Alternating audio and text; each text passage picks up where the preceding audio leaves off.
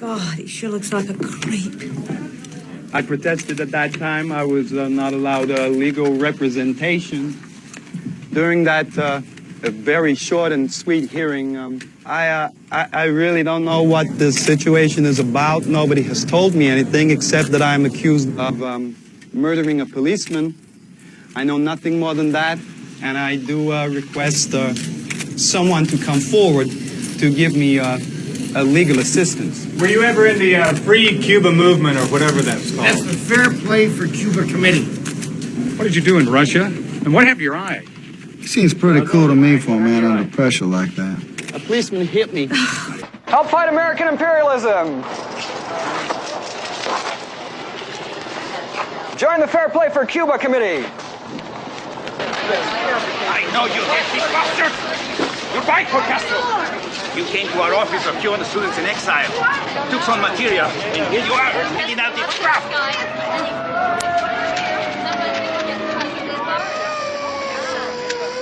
Why don't you go to Cuba and stay there?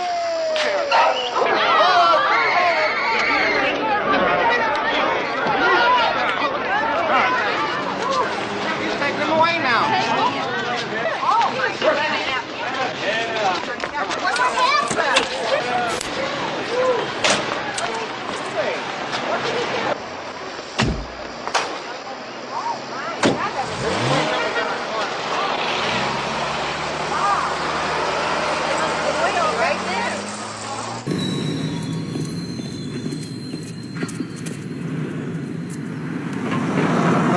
Lafayette Street.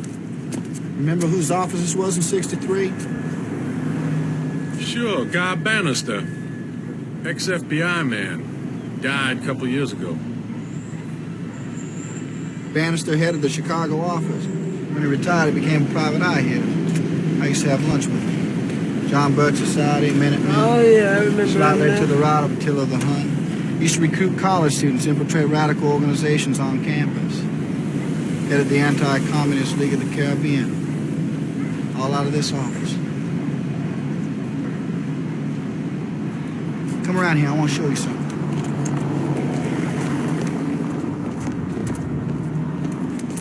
See that?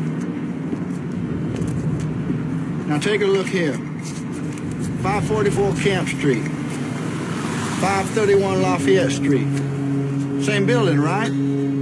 But with different addresses and different entrances, both going to the same place, to the office upstairs. Guess who used this address? The Harvey Oswald. Now, how do we know he was here? Because this office address was stamped on the pro-Castro leaflets he was handing out in the summer of '63 down on Canal Street. Now, these are the same leaflets they found in his garage in Dallas. What's this? What the hell is this doing on this piece of paper? After the arrest, 544 Camp Street never appeared on the pamphlets again. Yes. He was arrested that day for fighting with some anti-Castro Cubans. But actually, he had contacted them a few days earlier as an ex-Marine trying to join their anti-Castro crusade. When they heard he was now pro-Castro, well, they paid him a visit. What is this Fidel shit? You lied to me, you hypocrite! Liar, you son of a bitch! People do not take this paper. This is communist propaganda. Carlos. Come on, you piece of shit. Go back to Moscow. Communist propaganda. There was no real fight, and the arresting lieutenant later said he felt it was a staged incident. In jail, Oswald has a private session with Special Agent John Quigley of the FBI. Oswald is released, and Quigley destroys his notes from the interview. The arrest gets him a lot of publicity, and as a result, Oswald appears on a local TV debate. But you are a communist, are you not? No, Mr. Bringier. I am not a communist. I'm a Marxist-Leninist. You are not a communist, but you are a Marxist-Leninist. What is the difference? And here's another one for you. What would you say if I told you Lee Oswald was trained in the Russian language when he was a Marine? I say he's probably getting intelligence training. Well, if you were in the Marines, who'd be running that training? Office of Naval Intelligence? Take a look across the street. Post office. Upstairs in 1963, that was the Office of Naval Intelligence. And just by coincidence, Bannister, before he was FBI, was O&I. And what's that little saying they have? Once O&I, always O&I. Well, he likes working near his old pals. Bill, Lou, we are standing in the heart of the United States government's intelligence community in New Orleans. That's the FBI there, all right? That's the CIA. That's the Secret Service. That's the ONI. Now, doesn't this seem to you a rather strange place for a communist to spend his spare time? No, sir, I'm not a communist, and I think that the red herring and so forth is rather ridiculous to toss into this conversation. Then are you a Marxist? Well, I have studied Marxist philosophy, yes, sir, and also other philosophers. But are you a Marxist? I think you did admit on an earlier radio interview that you consider yourself a Marxist. Well, I would very definitely say that I am a Marxist. That is correct. But that does not mean, however, that I'm a communist. What is the difference between the two? Well, there's a great deal of difference. Several American parties in several countries are based on Marxism, such as Ghana. Certain countries have characteristics of a socialist system, such as Great Britain with its socialized medicine. These, then, are the differences between an outright communist country and countries which adhere to leftist or Marxist principles. In your work with the Fair Play for Cuba Committee, what are you advocating? We advocate restoration of diplomatic, trade, and tourist relations with Cuba. It's time now for Conversation Carte Blanche. Here is Bill Slatter. Good evening. For the next few minutes, Bill Stuckey and I, Bill, whose program you probably heard on Saturday night, Latin Listening Post, Bill and I are going to be talking with three gentlemen, the subject mainly revolving around Cuba. Our guests tonight are Lee Harvey Oswald, who is secretary of the New Orleans chapter of the Fair Play for Cuba Committee. It's a New York headquartered organization which is generally recognized as the principal voice of the Castro government in this country. Our second guest is Ed Butler, who is executive director of the Information Council of the Americas, which is headquartered in New Orleans and specializes in distributing anti-communist educational materials throughout Latin America. And our third guest is Carlos Bringier, a Cuban refugee and New Orleans delegate of the Revolutionary Student Directorate, one of the more active of the anti-Castro refugee organizations. Bill, at this time, if you'll briefly background the situation as you know it. Thank you, Bill. First, for those who don't know too much about the background of the Fair Play for Cuba Committee, for the several years in which it's been in existence, it has operated principally out of the East and out of the West Coast and a few college campuses. Recently, however, attempts have been made to organize a chapter here in New Orleans. The only member of the group to have revealed himself publicly so far is 23-year-old Lee Harvey Oswald, who is the secretary of the local chapter of the Fair Play for Cuba Committee. He first came to public notice several days ago when he was arrested and convicted for disturbing the peace. The ruckus in which he was involved started when several local Cuban refugees, including Carlos Bringier, who is with us tonight, discovered him distributing pro-Castro literature on a downtown street. Now, Mr. Oswald and Bringier are here with us tonight to give us opposing views on the Fair Play for Cuba Committee and its objectives. Now, I believe that I was probably the first New Orleans reporter to interview Mr. Oswald on his activities here since he first came into public view.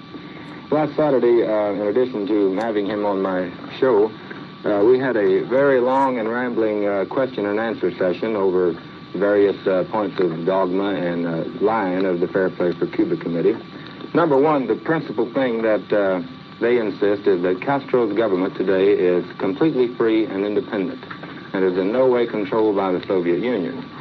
Another cardinal point of the Fair Play for Cuba Committee's propaganda is that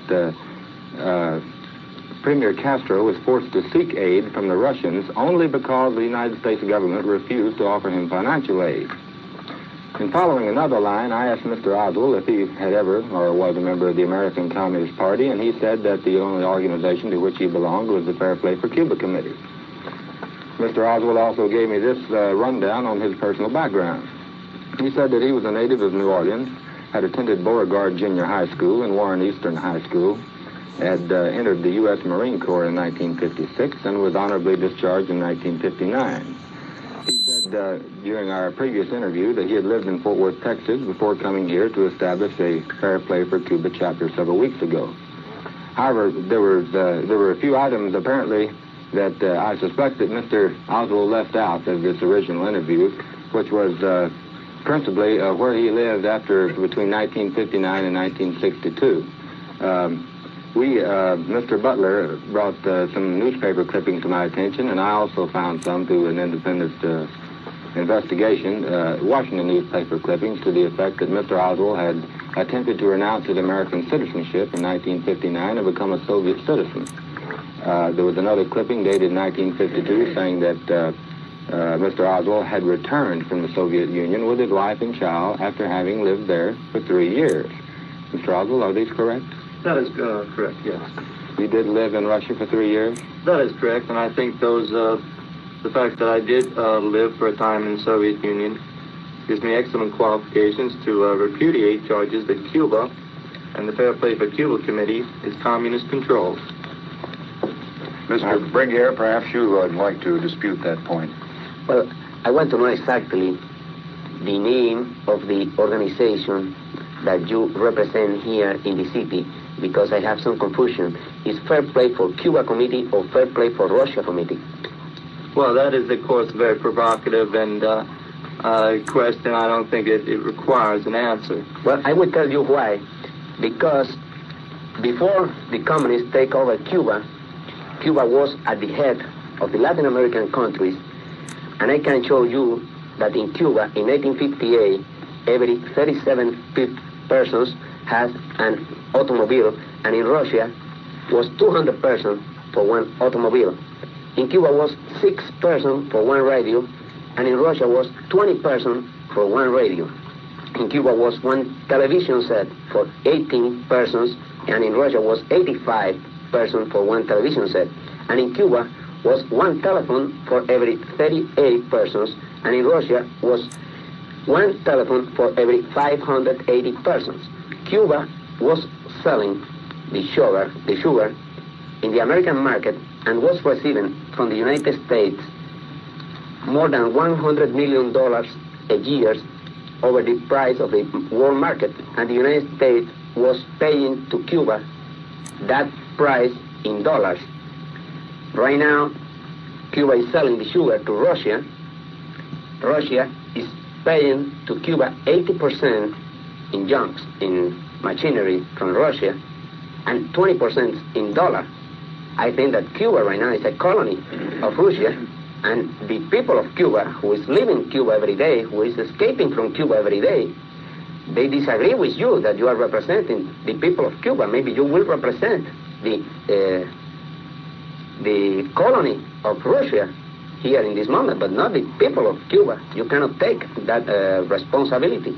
Well, in order to give a clear and concise and short answer to each of those, let's say questions, I would say that the facts and figures from a lower country like Pakistan or Burma would even reflect more light upon Cuba in relation to how many television sets and how many radios and all that.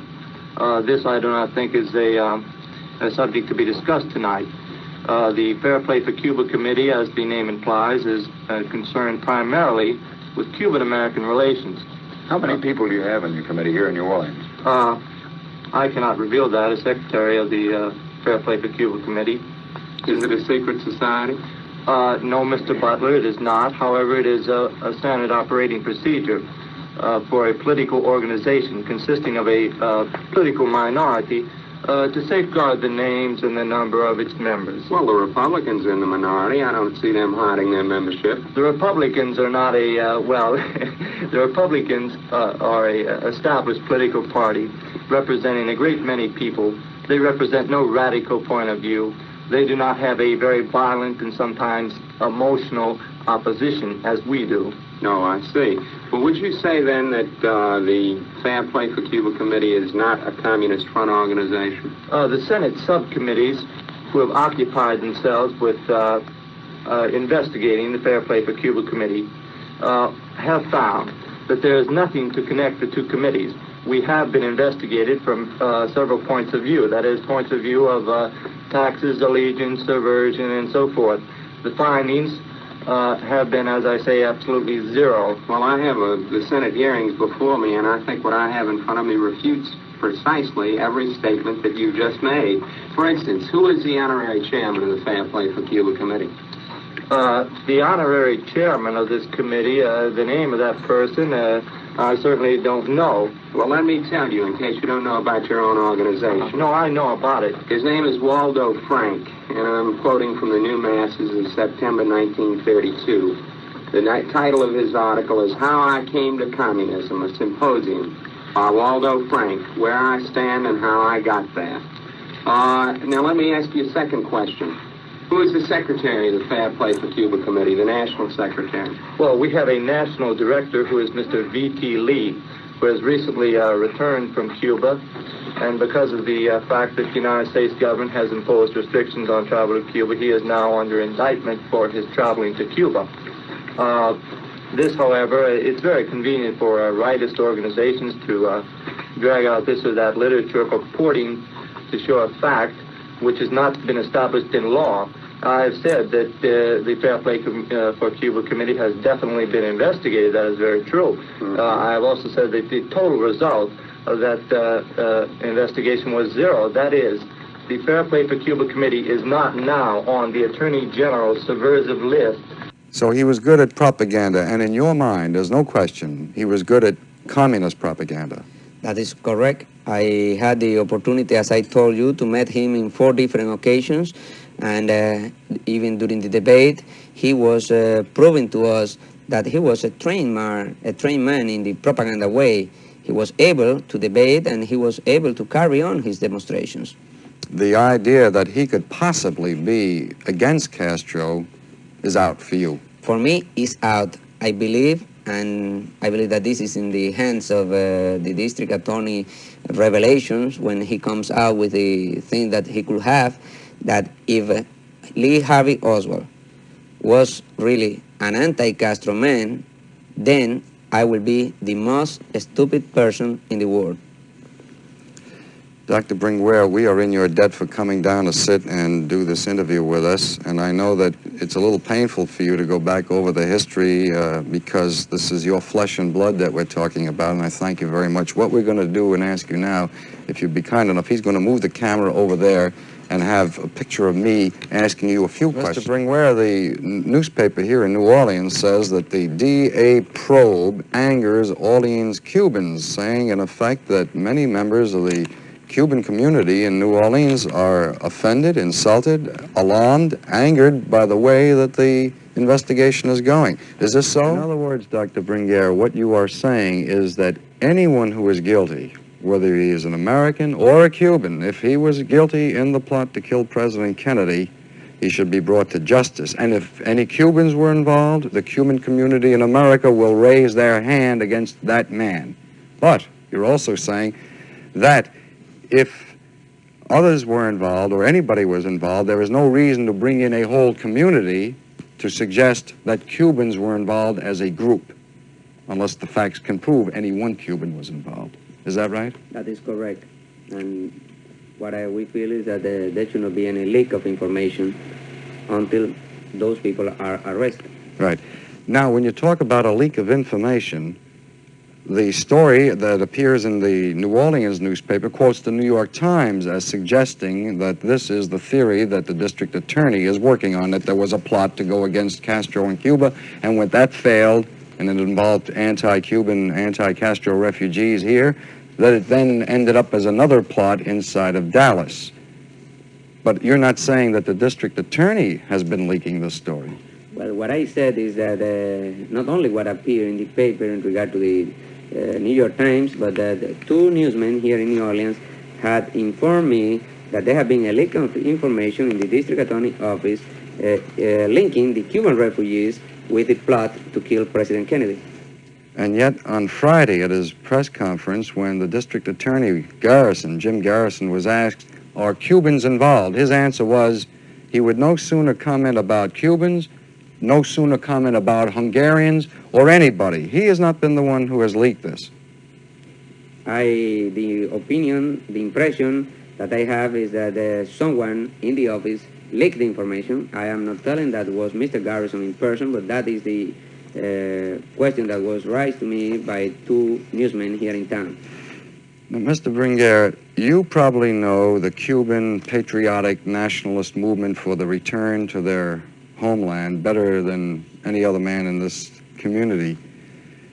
Is it conceivable to you that Cubans as a group might be involved in a plot that wound up in Dallas? For me, that idea is the most ridiculous idea that I had ever confronted in my life. We were sure that one day we will return to our country and that we will receive President Kennedy over there. All right, we had that answer before. Now, you knew Lee Harvey Oswald rather personally.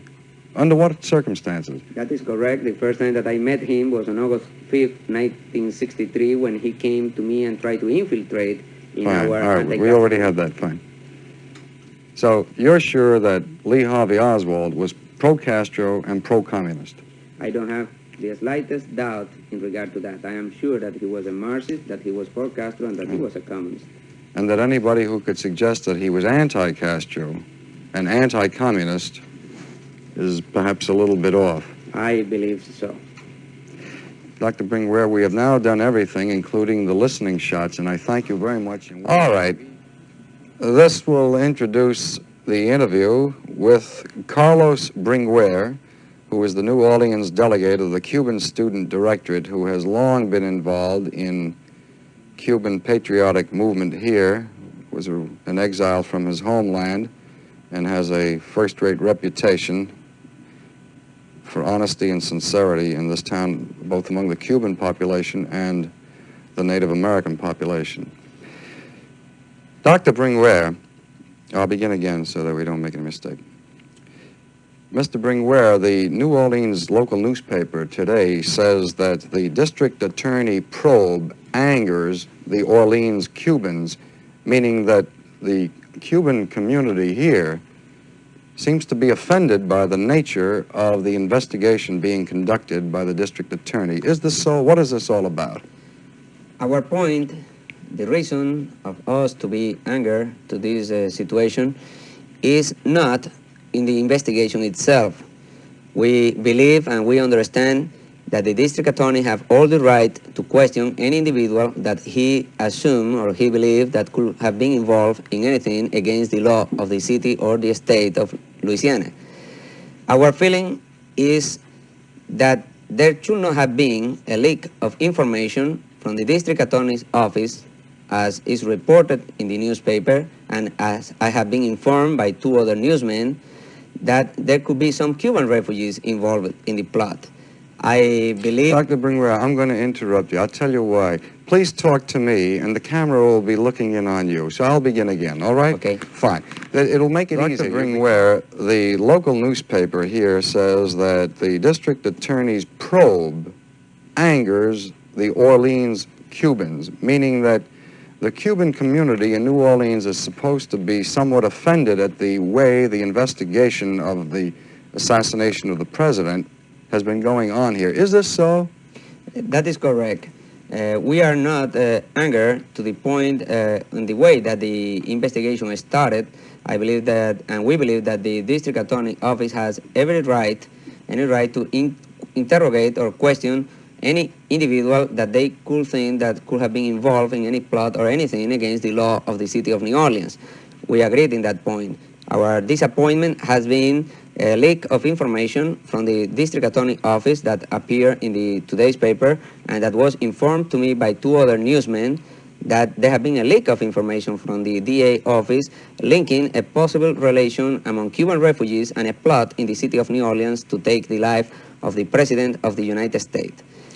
No. We believe that as Cubans, not only here in New Orleans, but as all Cuban refugees, that there is not reason to think in any possible Cuban trying to take the life of the President of the United States.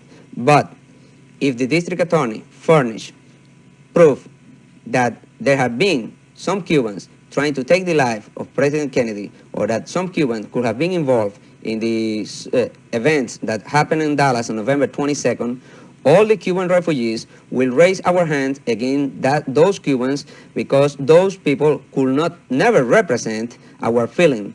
Our feeling is a feeling to thank this country for the opportunity to live in a free country. In freedom, we respect the law of the United States, and I believe that it is unfair, these rumors going on that could hurt us in the community, as I have received a lot of calls from Cuban that they disagree from this publicity that could put the blame on us.